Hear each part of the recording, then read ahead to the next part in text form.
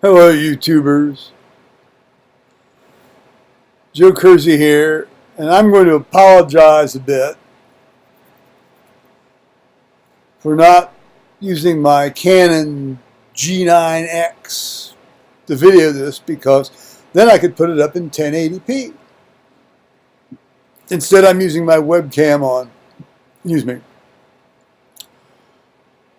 my MacBook Pro, mid-2014 MacBook Pro, in 720p. I'm a lazy so-and-so. It is the depths of January after all. 41 degrees now, although that's up from yesterday's high of, I think, well, no, it started to climb. We'll say yesterday's morning temperature of, it was even eight above in the morning. Of course, the day before that, it had been 10 below in the morning. We're having a heat wave. They were saying, oh, it's going to start raining Tuesday night. It's going to start raining Tuesday night or afternoon. No. It didn't start raining until around, so this is Wednesday, January 23rd, 2019. And right now it's 13:36 in the afternoon Eastern time. But it didn't start raining until about 12 hours ago, maybe 11 hours ago. No. Yeah, 11 hours ago. So this thing's looking like it's going to carry on. It's not hard. It's one of these like very low grade, moderate, steady rains. You got this stuff. It's trailing down to the Gulf, so it's going to. Of course, the water's already coming into the basement.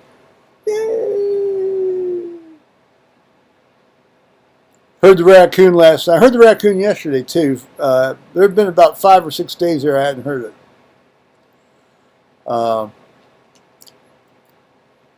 Seemed to like to be over my bedroom last night. I was not too thrilled about that.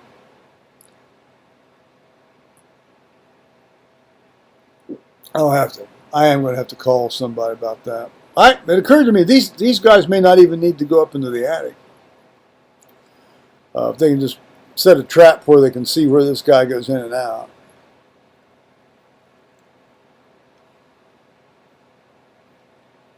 Yeah, well, of course, I piss and moan a lot, but I piss and moan a lot because I hurt an awful lot all the time anymore.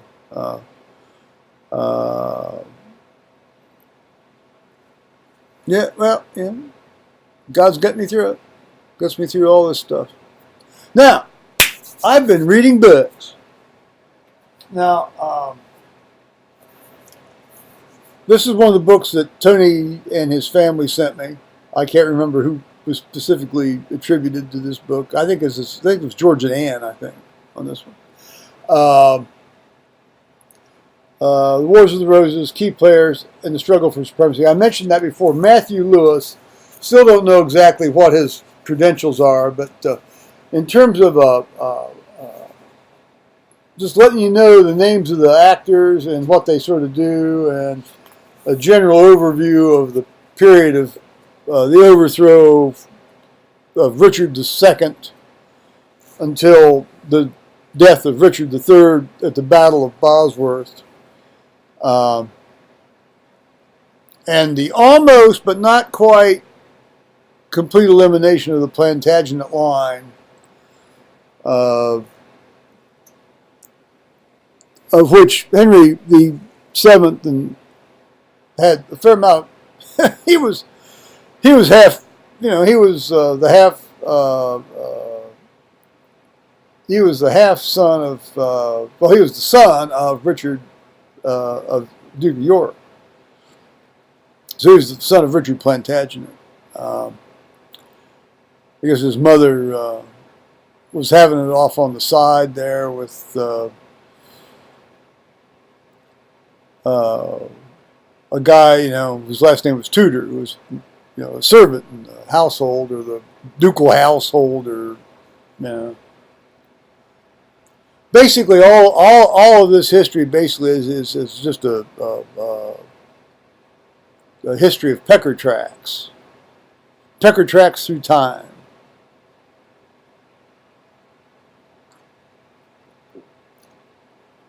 Anyway, that was a good, listen, the fact there wasn't a lot of documentation, it didn't really bother me very much. This is just because I knew nothing about that era, so that's a good start.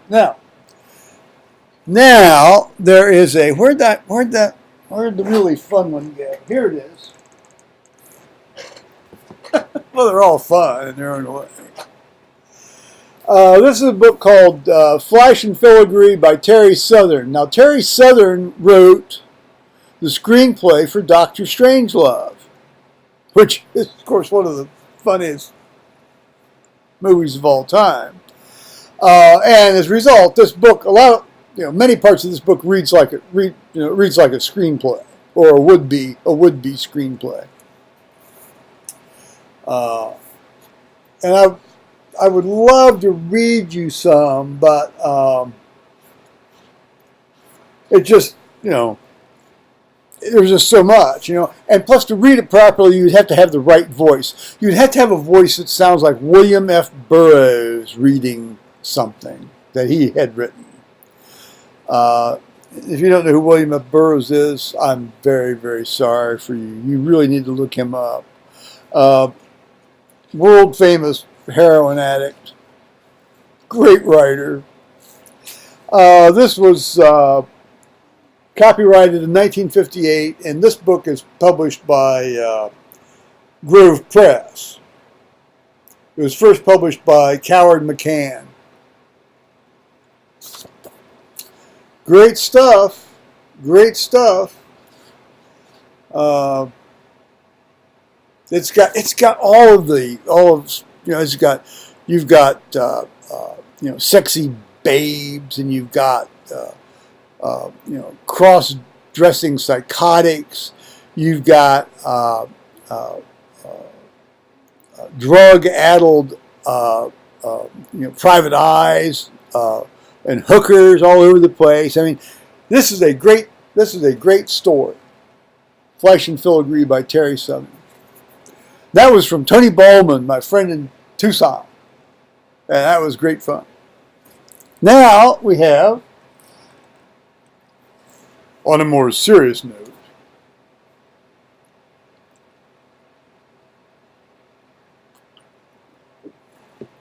we have Eamon Duffy, one of my favorite historians, even if he is a Roman Catholic.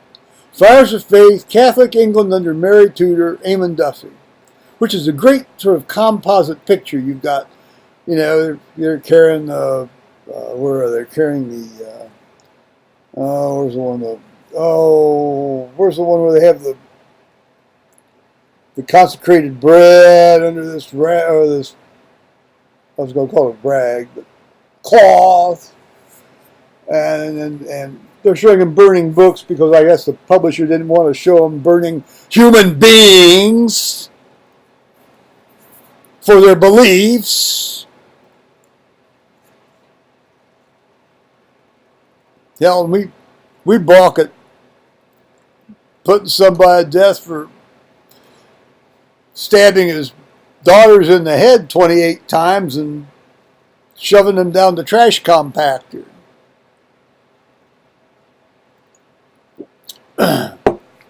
Oops. Anyway, this is published by Yale University Press, and here you actually have those are the books. They're still somebody edited that. This was published in 2009 by Yale University Press. And it makes the case that the Marian restoration of the Roman Catholic, not just the Roman Catholic faith, but the entire apparatus of the Roman Catholic Church, including papal obedience, was damn near successful. Except she died just about maybe a year and a half, 2 years too young, too soon. I think she died of some sort of ovarian or uterine problem, ovarian cancer or uterine problem. And interestingly, Cardinal Pole, her henchman, if you will, her hitman, her chief polemicist. Well, no, there were tons of polemicists. He was by far not the chief polemicist. He was her Archbishop of Canterbury after the Pope got a hard-on about him and removed his legatine status. They died on the same day. She died about 7 in the morning. He died about 7 in the evening. It was in November, so it was dark both times. Really dark. It's England, after all. You're at 53, 54 degrees latitude. It's dark early. I mean, it's dark at 7 o'clock. Hell, it's dark at 4:30 or 3 o'clock if you're up in 3 o'clock if you're up in Scotland.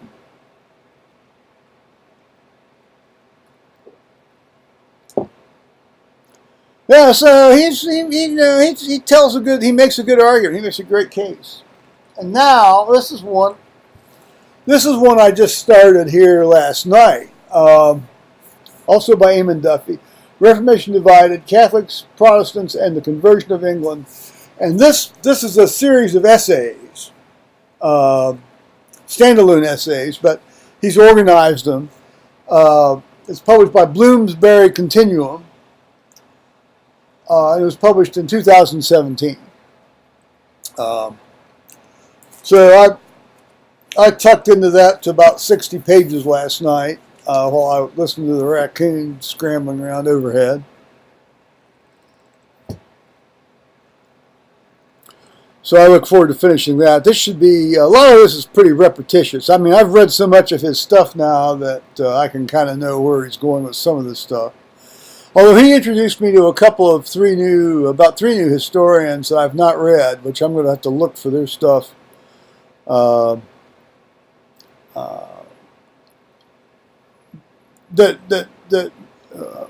one fellow, and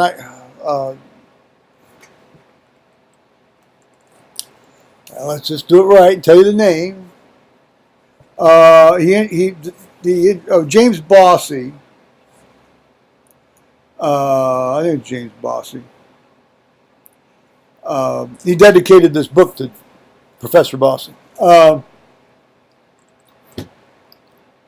Talked about how the Reformation,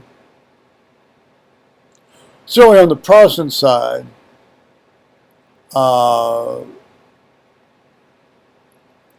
caused a separation between, in terms of people's thinking, between the material world and the divine world. And of course that goes along with a lot of the Protestant churches de-emphasizing sacraments. Well, a sacrament is basically a material object used to interact with the divine space in order to reflect or imitate, or somehow acquire the grace of God, or sometimes it's also called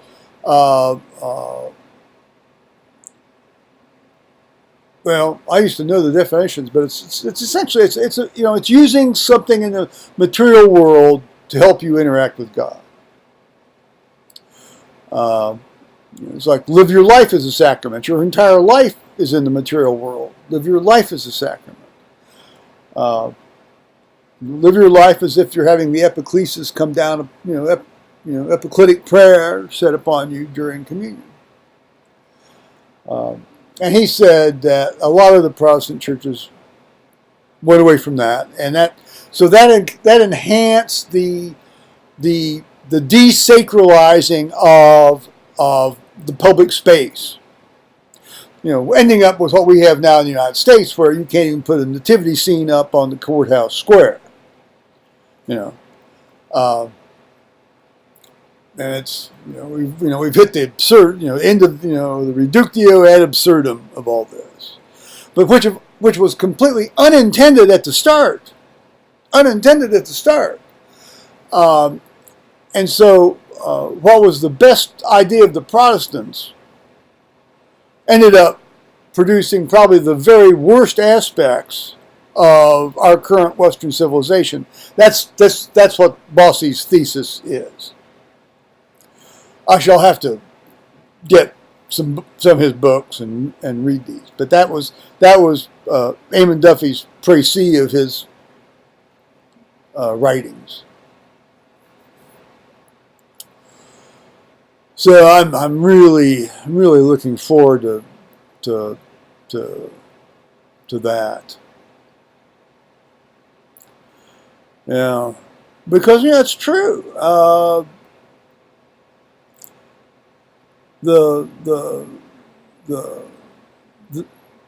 it's I don't want to say mystery. I mean, I certainly don't want to say magic. The intermingling of the material and the divine has left us. I don't know how it works in the Roman Catholic Church. I think perhaps there's a little bit more of that left to them. I have, well, of course, I venerate saints. I certainly don't pray to saints. I don't think saints are going to intercede for me. I mean, I have some serious theological differences. And interestingly, the first essay, a couple of essays in Eamon Duffy's book here on Thomas More was making that point that basically his point was the Protestants think too much. Don't think too much. Don't take the holy mysteries out of it by thinking too much. And of course, that's one reason why they didn't want the English Bible widely available, because inevitably they said people are going to start thinking too much, and then they're going to start making up their own minds about this stuff, and then that's going to be poof, there goes the authority of the church, and the tradition of the church, and which they accorded equal authority to the Scripture. You had tradition or church authority, and then Scripture, and then the hierarchy. Then it's the Pope, the Pope.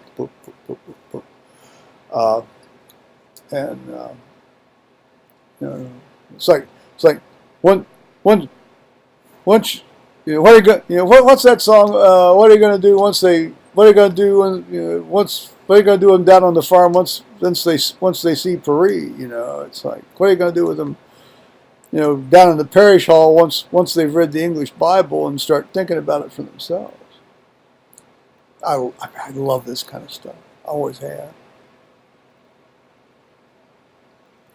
It's too bad all these people had to get burned up and killed for it, but on both sides.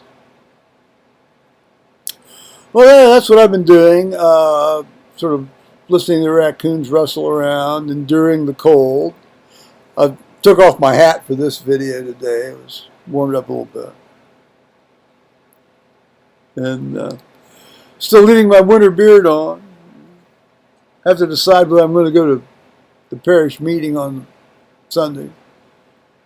I suppose it depends on how cold it is and whether I can move my leg without going, ah!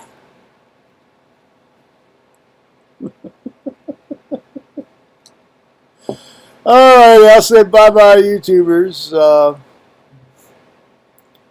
I've been trying to keep up with some of the folks I watch. Okay, bye-bye.